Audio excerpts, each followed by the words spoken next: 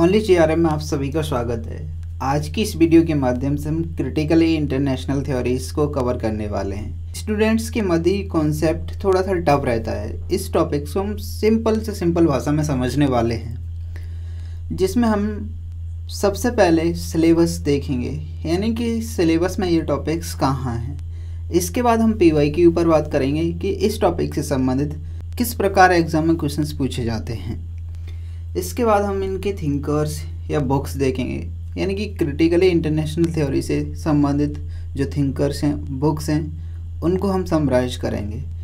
इसके बाद हम मेन पॉइंट्स पर जाएंगे कि इस थीम क्या है, इसकी क्रिटिकली इंटरनेशनल थ्योरी की थीम क्या है, ये फीचर्स क्या हैं। इसके बाद हम बात करेंगे विश्वास, यानी कि बिलीव्स क्या है, इनके बिलीव्स क्या हैं, इनकी बेसिक या मूल मान्यताएं क्या हैं, इनके बारे में बात करेंगे।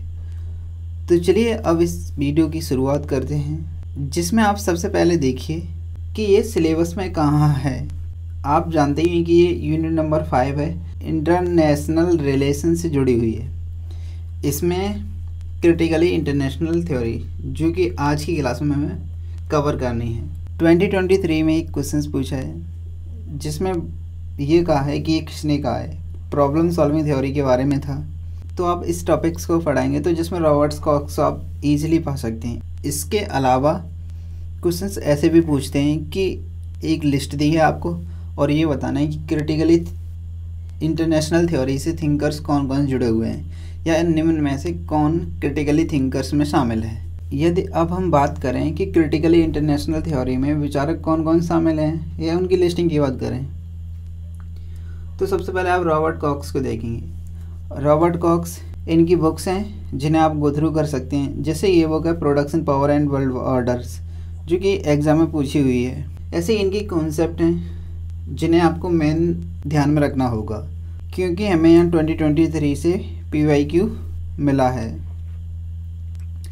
जैसे रॉबर्ट कॉक्स के आइडियाज़ को हम नियो ग्राम्सियंस अप्रोच भी कहते हैं, क्योंकि इन्होंने जो ग्राम्सियंस अप्रोच थी कंसेंट की, उसको इन्होंने आगे बढ़ाया था।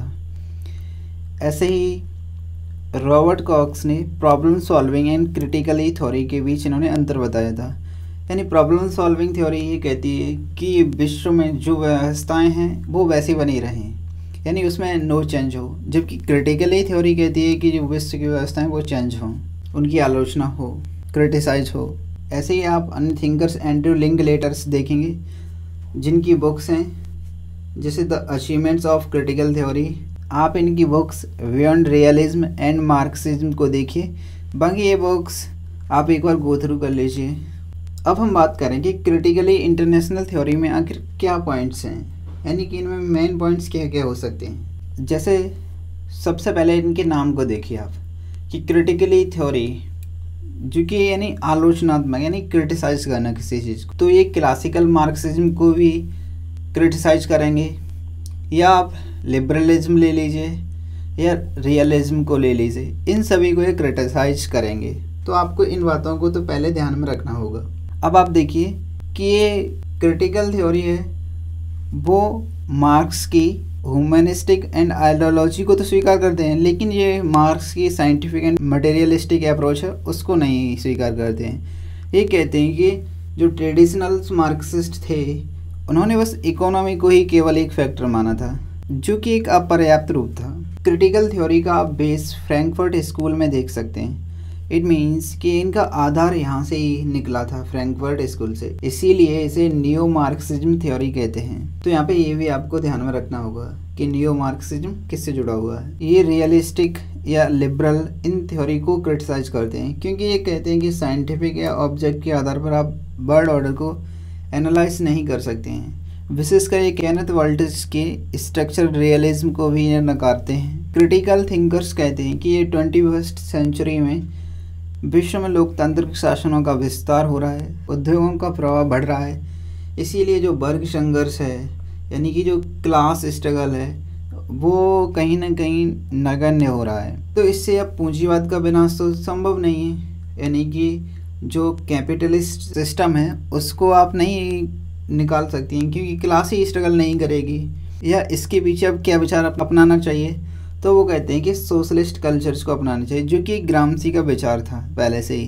तो इसी विचार को ये आगे बढ़ाते हैं। रॉबर्ट कॉक्स हुए या लिंकलेटर हुए, ऐसे ये सर्वहारा वर्ग के अधिनायकत्व या प्रोलेटेरिएट या वन पार्टी रूल्स को नकारते हैं, यानी कि ये बोलते हैं कि ये नहीं होना चाहिए। अब हमने इनके मेन पॉइंट्स को समझ लिया है, तो हम जान लेते हैं कि इनकी क्या क्या बिलीव्स हैं, या इनको समराइज रूप में हम कैसे मान सकते हैं, इनकी मान्यताएं क्या हैं, इन सभी को हम देखने वाले हैं। जैसे इनका मेन बिलीव्स है, ये कहते हैं कि डेमोक्रेसी का सपोर्ट होना चाहिए, यानी ये डेमोक्रेसी का सपोर्ट करते हैं। आपको ये बातें ध्यान में रखनी होंगी। ऐसे ये फ्रीडम ऑफ इंडिविजुअल की बात करते हैं, यानी व्यक्तिगत स्वतंत्रता की बात करते हैं। अब ये आइडियोलॉजिकल फैक्टर को ज़्यादा इम्प्रूव देंगे या बढ़ावा देंगे इंटरनेशनल पॉलिटिक्स में।